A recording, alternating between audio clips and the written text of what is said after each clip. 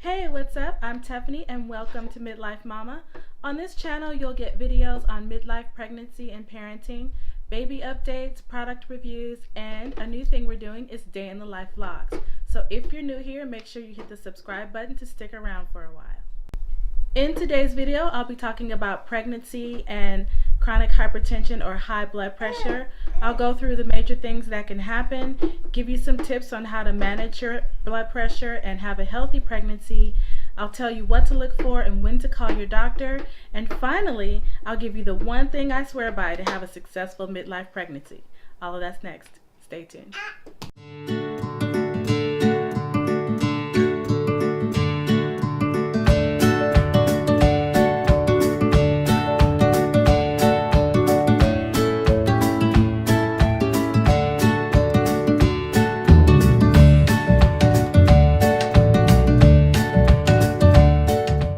So if you've been here before or you read my blog, then you probably already know this. But if you're new here, I had an unplanned natural pregnancy at 45. One of the things about having a midlife pregnancy or pregnancy in your mid-40s is that there's a greater chance that you'll have a pre-existing health condition before you conceive. For me, that pre-existing health condition was chronic hypertension or high blood pressure. It did lead to my daughter being growth restricted, and if you want to see how she's doing now, you can check out her 1-year update. I'll make sure to link that below. In the end, I delivered her by C-section at 39 weeks. That was just a mere 4 days before my original due date. And all of that information will be relevant when you hear what can happen when you are pregnant with high blood pressure. There are 5 major things that can happen if you have high blood pressure during pregnancy. The first thing is that you are at a greater risk for developing preeclampsia. Preeclampsia is a very dangerous condition and it can be very harmful to you and to your baby. So you want to make sure that you and your partner as well are educated and informed about that condition. If you don't know what it is or you want some more information about it, I'll make sure to link to an article in the description of this video. The second thing that can happen is placenta abruption, and that is when the placenta detaches from the uterus prematurely. Hey everyone, sorry for the interruption, but during the process of editing this video, I discovered that there was a clip missing. And that clip contained the number 3 and the number 4 thing that can happen if you have high blood pressure during pregnancy. So number 3 is that there is a higher probability that you will deliver your baby by C-section. That is what happened with me. I delivered Nevaeh by C-section. Number 4 is preterm delivery, and that means that you will deliver your baby anytime before 37 weeks. Once you hit 37 weeks, you're considered full term. So preterm delivery would be anytime before that. So that's it. That's number 3 and number 4. Keep watching for the one thing I swear by for a successful midlife pregnancy. And now back to the video.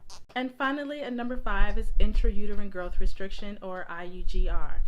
That is what happened with me. And if you want more information about IUGR, I will link to the blog post that I posted previously in my Pregnant at 45 series to give you some more information about what I was going through and what happened when I found out that my daughter was growth restricted. So as you can see, I was affected by 2 out of the 5. Despite that, I did manage to keep my blood pressure under control and have a fairly healthy pregnancy and deliver a healthy baby. And here are some tips on how you can do the same. The first thing you want to do is monitor your blood pressure at home. Without question, you should already be monitoring your blood pressure at home, but if you're not, you definitely need to start. Your doctor will probably ask you to.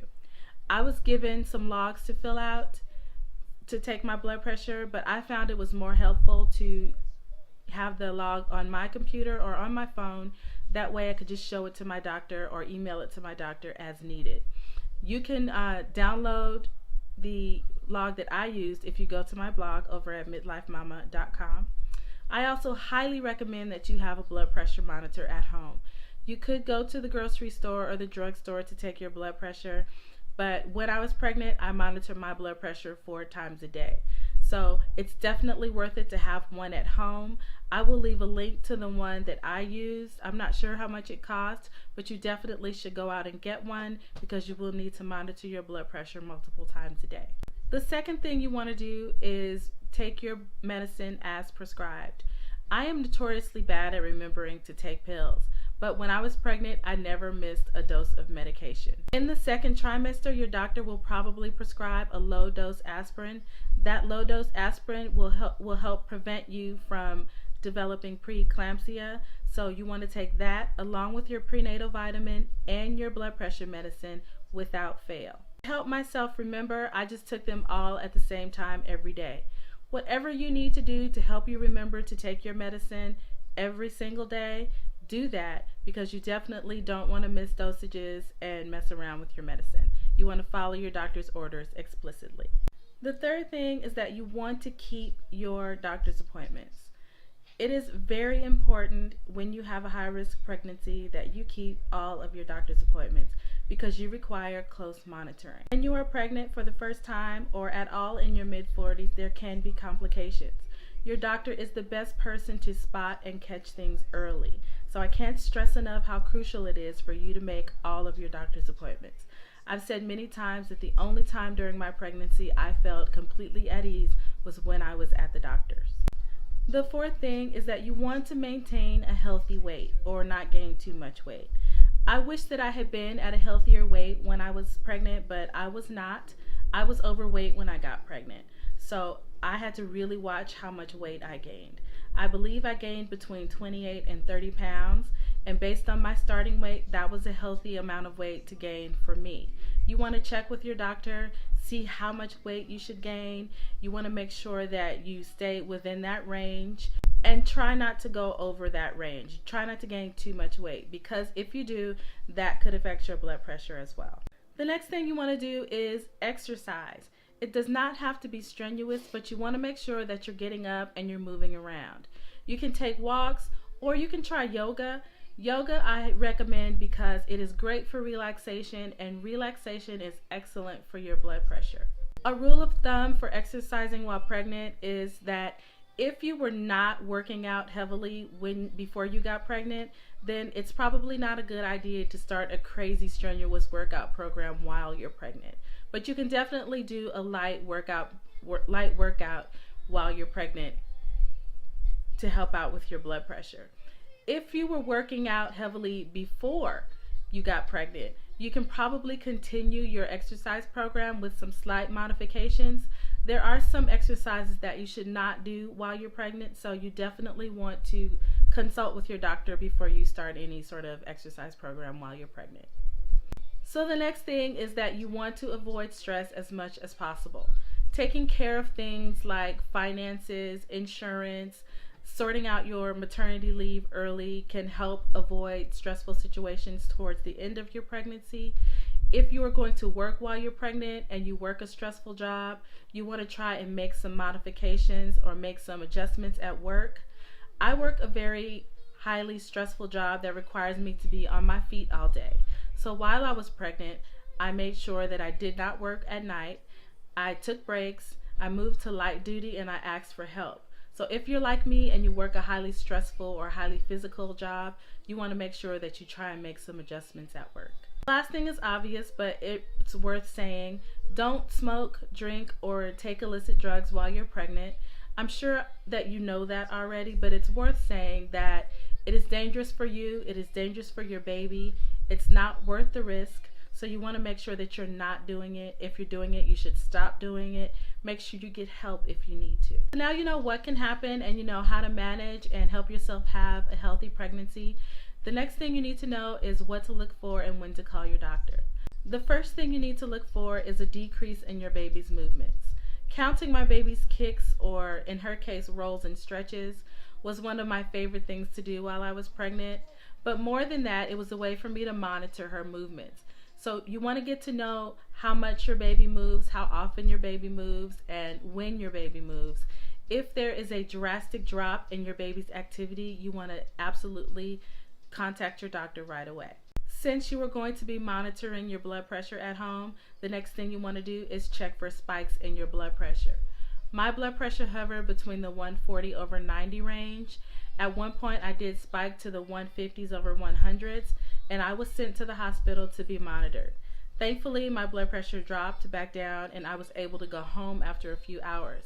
But if you notice any spikes in your blood pressure that go way beyond what your blood pressure normally is while you're pregnant, definitely contact your doctor. The next thing you want to look for is excessive or sudden swelling, particularly in your hands, your face, and the puffiness around your eyes. There is swelling that is normal for pregnancy. You notice it usually around your ankles. But if you notice swelling, like I said, in your hands or around your eyes or in your face, and it looks abnormal to you, you definitely want to contact your doctor.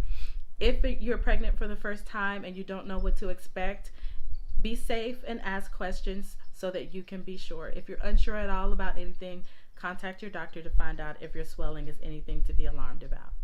Lastly, you want to look for a headache that won't go away. You want to look for changes in your vision, like blurred vision or double vision. And you want to check on nausea and vomiting that goes beyond your morning sickness in the first trimester. That can sometimes just be morning sickness that you have all the way through your pregnancy, but it's better to be safe and just check it out. So those are the major things you should look for and when to call your doctor.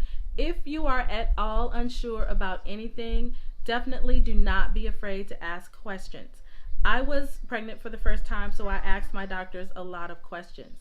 They were very informative, but if I didn't understand something or I was unsure about something, I made sure to ask questions. So if you want to see a list of questions that you should ask your doctor or you should be asking your doctor, definitely let me know in the comments and I will respond with a list of questions that you can take to your doctor's appointments to have all of those questions answered. So by now you have a good amount of information on how to survive or how to get through a midlife pregnancy with chronic hypertension. But at the beginning of this video, I did promise to tell you the one thing that I swear by to have a successful midlife pregnancy. That one thing is excellent doctors. I attribute the success of my pregnancy, the delivery of my healthy baby, and my quick recovery from my C-section to the excellent care that I received from my doctors and from the hospital where I delivered her. You want to make sure that you are getting excellent care. So the doctor that you choose to take care of you while you're pregnant and the place you choose to have your baby are absolutely important. I live in the Las Vegas area, so if you live in the Las Vegas area, I will have my 2 doctors linked below as well as the hospital where I delivered my baby. Like I said, again, I attribute the success of my pregnancy to the excellent care that I received. So wherever you live, make sure you have excellent doctors. So at the end of it all, pregnancy and high blood pressure is not an ideal combination. But you want to make sure that you are closely monitored, that you do your part to remain healthy and manage your blood pressure while you're pregnant. And it is possible to have a successful pregnancy and deliver a healthy baby if you have chronic high blood pressure during pregnancy. I did it with excellent care and following my doctor's orders and making sure that I did what I could to stay as healthy as possible, and you can too. That's it for this video. If you're pregnant with high blood pressure, take excellent care. I hope this video helped. Give it a big thumbs up if it did. You can keep up with me on Facebook, Snapchat, Instagram, and Twitter. Check out my blog at midlifemama.com. Don't forget to hit the subscribe button to see more videos like this. In the meantime, I'll see you in the next one. Thanks for watching. Bye.